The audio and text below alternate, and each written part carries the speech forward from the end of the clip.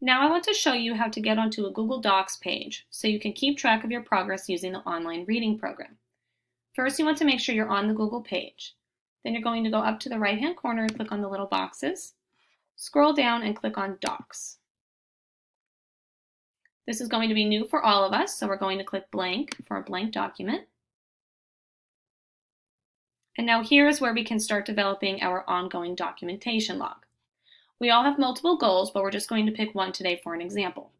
So go up here where it says Untitled Document. You're going to click that and you're going to rename it. So I'm just going to rename it Progress Towards Goal Number 1. I click Enter and it automatically saves for me. I go into my document and I want you to write your goal. So say my goal is I want to read 100 words per minute on a passage. Okay, press Enter twice and I want you to insert a table. So go up to Insert, Table, and then I'm just going to do a 2x3 for right now, but we can add more to it as we need to.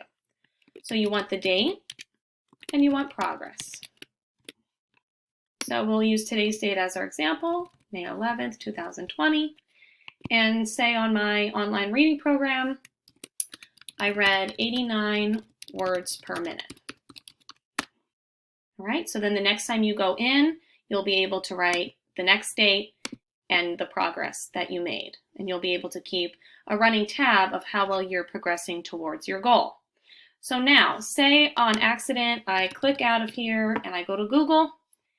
Oops, I can go over here to Google Docs and make sure my document's still there. I can click my document right here, and there it is, that I could continue filling it out.